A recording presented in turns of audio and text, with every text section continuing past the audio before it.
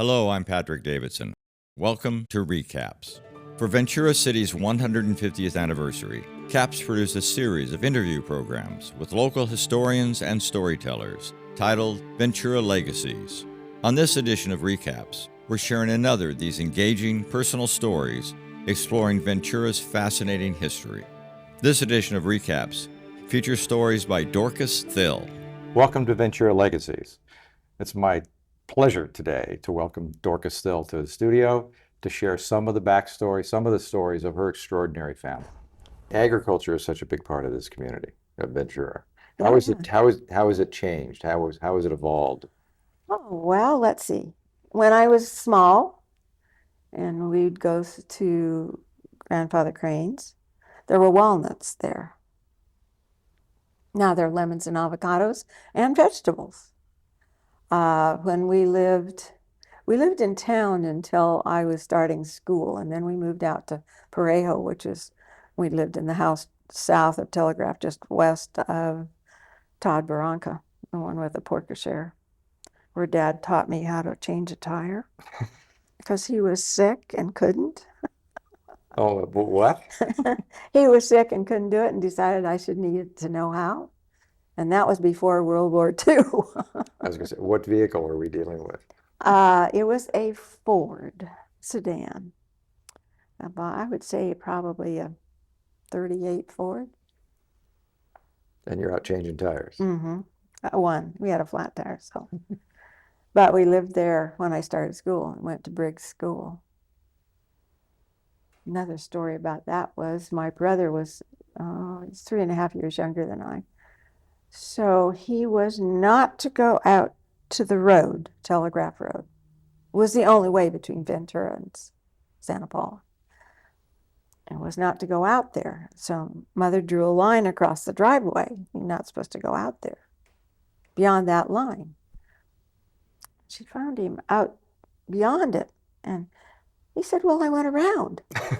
I didn't cross the line. I went around. Yeah. Makes sense. That there was a nursery, a citrus nursery, in between our house and the employee's house, Mr. Charlesworth. To keep the snails and the slugs down, they had geese, a couple of geese. Well, they cleaned up the snails and the slugs in the nursery, and then they came over to Mother's garden and started working on her camellias and gardenias, and she didn't like that. So we had goose for dinner. Took care of that. Yes, well, that, and we had guinea hens and horse and all kinds of things there. So. That sounds like an extraordinary childhood. Well, it was interesting. One thing that you would appreciate was when the war started, Dad had been a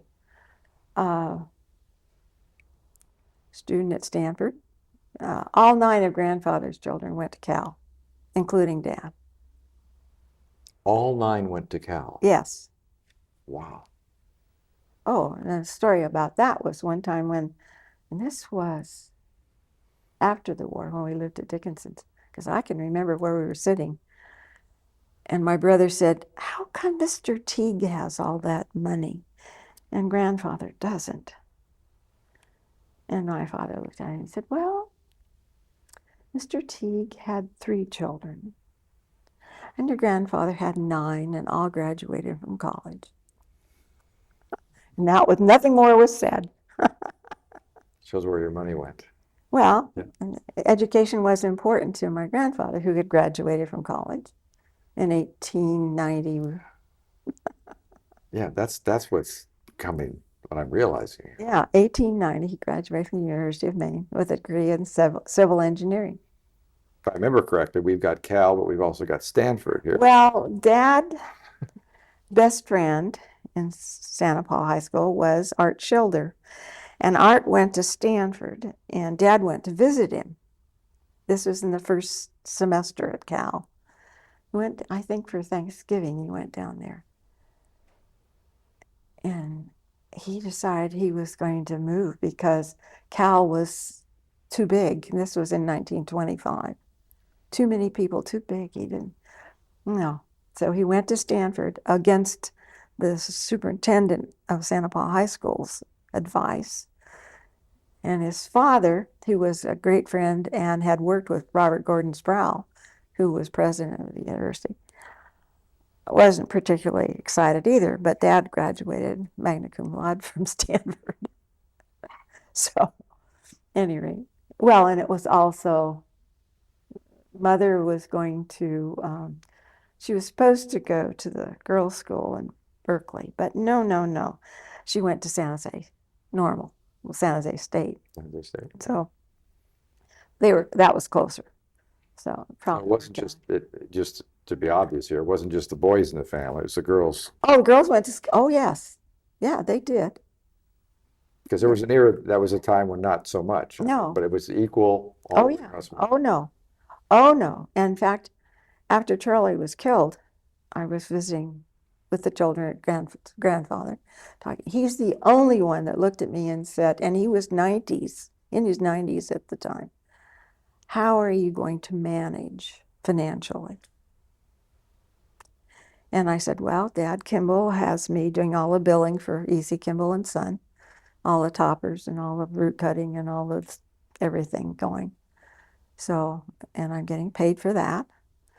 And so, and we're living in the house that we built on the ranch. So, which actually was on South Kimball Road, right about where Thille Street goes across now.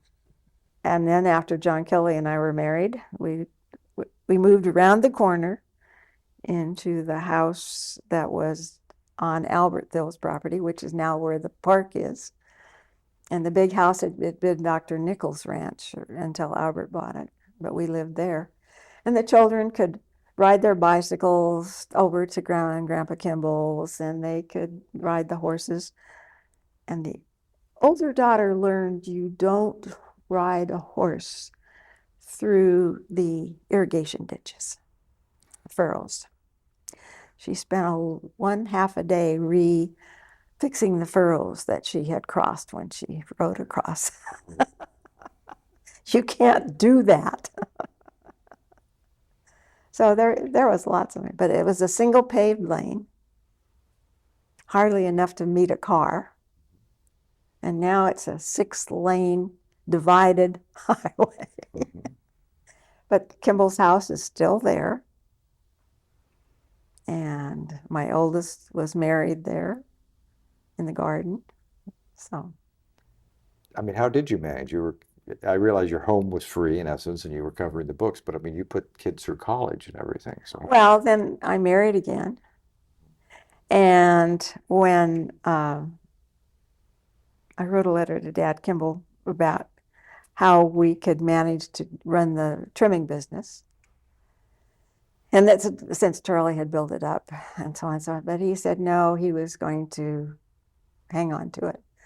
But because Charlie was a partner with his father, and so there was a partnership payout too, which I then was investing. My father actually took me to San Francisco to meet a fellow that Van Strum in town, and I'll never forget that, to learn how to invest money. really? Yes. Was that considered the financial center or the wisest people? Were that Well, there really wasn't much down here. And Dad had been on the Ventura County Fire Insurance Board, and they had invested, of course, had to do that, all the fire insurance policies. So he knew them personally, and we went to meet them, and so that started. And then Kelly and I were married, and I still had children, which we managed. And then we had 3 more children, and we leased property, and that was, he was very wise, and I've passed this on to a granddaughter-in-law, that you do need to keep your finances records separate. You don't have to necessarily keep the money separate, but you need to have records that will identify where it comes from and what you did with it. It's your choice what you do with it, but keep it separate. because if you ever have to untangle things, you can. And so Kelly was very adamant about that, but our lease was our community property, and so we farmed a piece of 140 acres that next to one that he owned, or his parents owned, his mother owned, because his father had died, and that he farmed, and that later he inherited half of and bought the other half. But at any rate, No, not just any rate. long story. Well, Long story, and you keep doing that kind of thing. I'll open this so it doesn't shine. But that's how I managed. And then when he died, John Kelly died in 1972. Okay, what do I do now? yeah. And at that point, I had one child in college and another one heading that way that fall. And do I farm or don't I farm? And Volney Craig, who was then manager of Limoneira Company, called and asked me if I wanted Limoneira to farm for me. And I'll never forget that. Sat there and I said, well, and we called him Bill. His name was Volney, but he was known as Bill Craig. I'm not sure, but I think I am too stubborn and too cheap to pay somebody to do something that I think I might be able to do myself. And of course, I told my father that that's what I had said. And at that point, Uncle Domingo, I think, was still on the Limoneira board. I think Dad had not yet been on. And he just looked at me and I said, well, Dad, I've seen them driving into the avocado orchard when it's just rained and they have root rot. And they're spreading it. I don't want them over here. Because we already had root rot courtesy of the university experimental plot. They brought it in. Oh. Well, one professor was working on root rot. The other was working on root stocks. And the professor on the root stocks had sent his students out to find some dirt to plant the root stocks in. And he had taken the dirt from the pile that the professor was working on root rot. It's that transferable. Yes, it's transferable by water, by animals, by people, by two-legged, four-legged animals, by everything, by movement, by tires, anything. So you want to stay out. And that was long before we developed rootstocks that were resistant or semi-resistant or had anything else that would help. So I wasn't going to let Limoneira farm. So this is Dorcas, the businesswoman. This is a whole different side here. I mean, you talk about the family history, but obviously. Yeah. Well, I just thought maybe I could. After all, I had grown up with a farmer, married a farmer, and married a farmer. And Kelly used to bring Jack Hanna, who worked for AgriServe, in for coffee in the morning in the kitchen while I was trying to clean up after 6 children. And talking about farming. So, and when we go any place, well, we drive through the orchard and look. I just thought, okay, well, maybe I know enough. My father was around if I needed to ask. How much acreage did you have? Well, with the 140, we had something like 400 acres to farm at that point. And was it avocado or what? Part of the lease property was walnuts, and a condition of the lease, which Kelly had just signed before he died, was that we remove the remaining walnuts. And there were a few lemons on that piece and some bare ground. Why remove the walnuts? Well, I don't know anything about agriculture. all right, at this point, walnuts were going out of this valley, or this county, actually.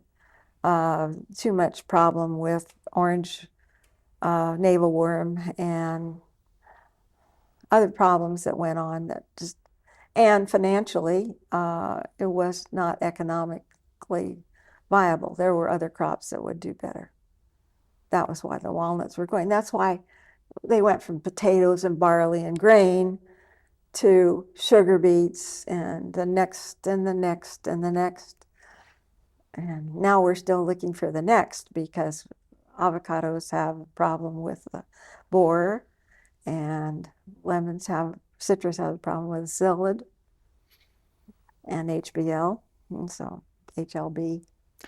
When did the avocados it seems like it just took off? How'd that happen? That's a good story, actually. My Uncle Domingo was always pushing avocados. That was when he had avocados in Rancho La Campana years and years and years ago. Dad Thille also had avocados. He was growing oranges on the hill where I live. And he, in the 30s, had avocados up there. He started raising his own trees. In fact, we still have a Mexican seedling for the rootstocks on that tree. We don't ever cut that tree down. And everybody knows you don't monkey with that stuff. But Dad Thille, I had something like 30 varieties of avocados up there originally. And so, yeah. I think there are a couple of things.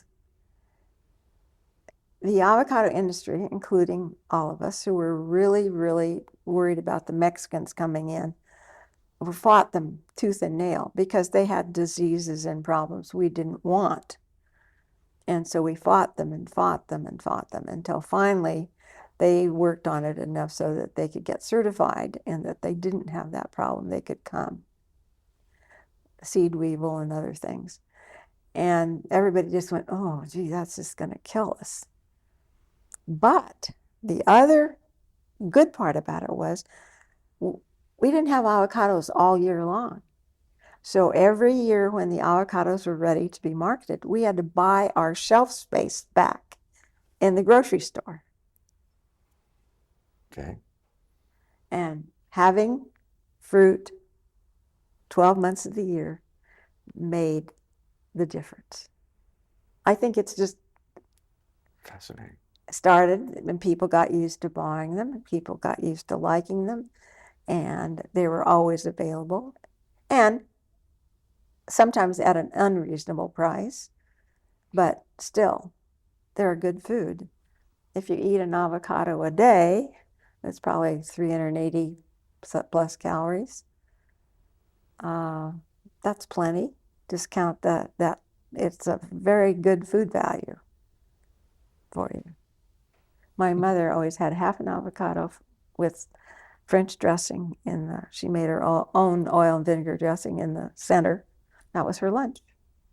Nice. Well, I have to tell you, a friend of mine's family moved from Oklahoma to California, and their friend said, you've got to try avocados. They're the greatest thing ever. They're wonderful. They're terrific. And my friend is now a terrific chef, but his family swore off avocados. And he wasn't until he was an adult that he really appreciated what they were. And he asked his mother why she wouldn't eat avocados. And it was then when she realized that people told her to try, she thought it was like a pear, so she bit into it. And so she bit all the way through the skin and everything. And then was like, oh, I'm not going to eat this. It's an alligator pear. It's an alligator. That's right. That was the phrase. It was an alligator pear. Yes.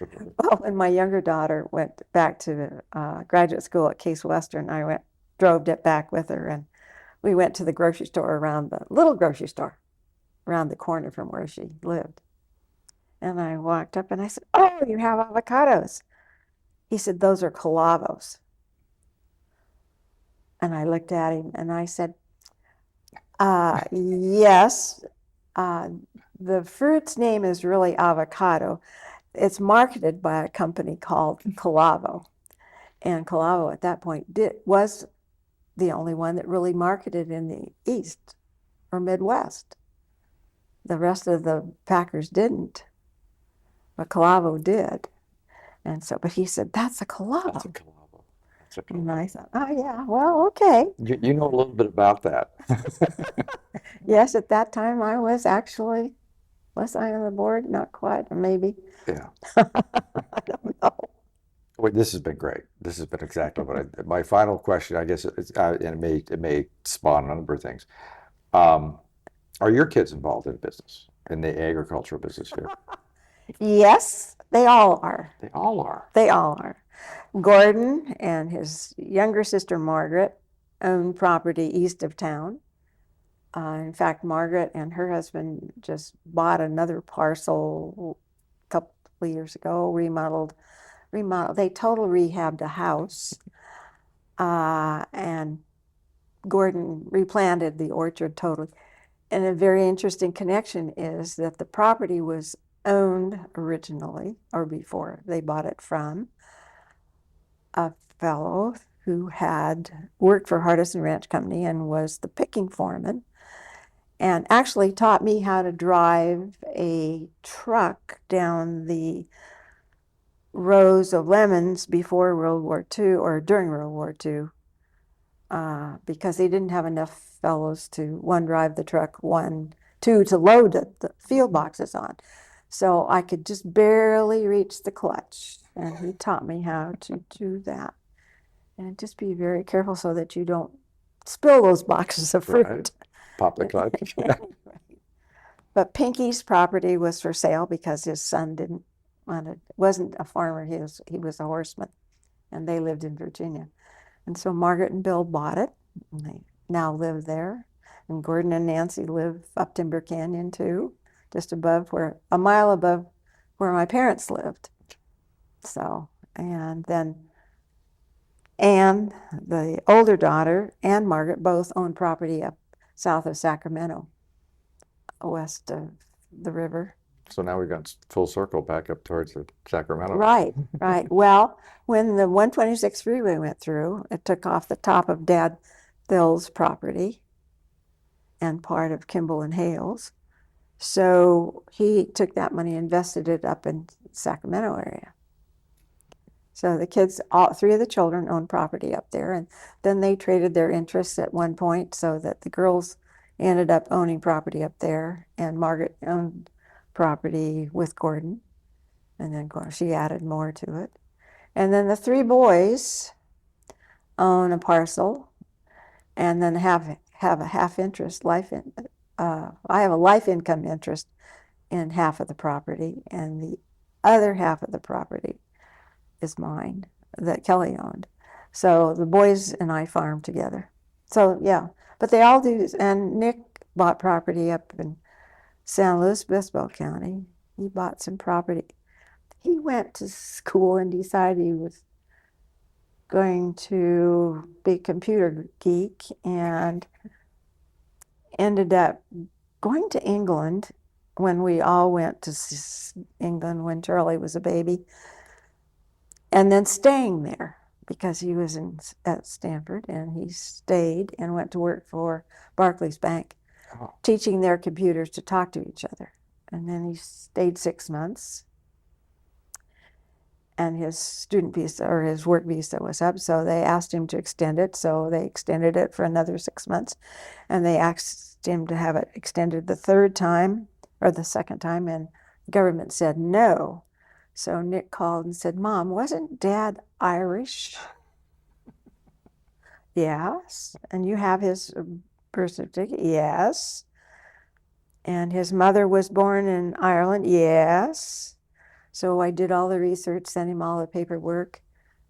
He left England, went to Holland, Amsterdam, one weekend, went back in on his Irish passport, stayed, and then decided to come home, because I finally said, "I am not paying for Stanford if you keep putting it off. You've got to finish." So he went back there, and then he ended up working for Cisco Systems. Nice. When it was very small. Mm-hmm. And ended up finally deciding, I'm not working 24 hours a day. Thank you very much. I'm leaving. And then they formed another company too, similar to he and 12 others, I guess. And they wanted him to stay. And he finally said, "Nope, I'm not doing that." And they said, but you just saved us $500,000. Well, nope, I'm leaving. And so he took his and left, and he invested in what was Chevron's property north of Pismo Beach in Greg Canyon. Yeah. So that's where he lives and farms. Nice. So how many streets, name the streets that are named after you and your family? Well, there's Hardison, there's Kimball, and there's Thille. That's it. So there was another. But you could say Briggs. Oh, well, Briggs, yes, yes, yes. The Crane is not, it didn't stay Crane, it went Cummings. And McFarlane is in Ventura. Right, it's right by E.P. Foster. Yeah. Just out by there. But that has no connection to Clovis. Okay. Clovis McFarlane's. I think that's MAC, and I think you're MC, but I could be wrong. Yes, we're MC. Yeah. But I went back to Thille because I live here. I do business here. I didn't change the titles on any property. It would have been, and Bill's children didn't care one way or the other.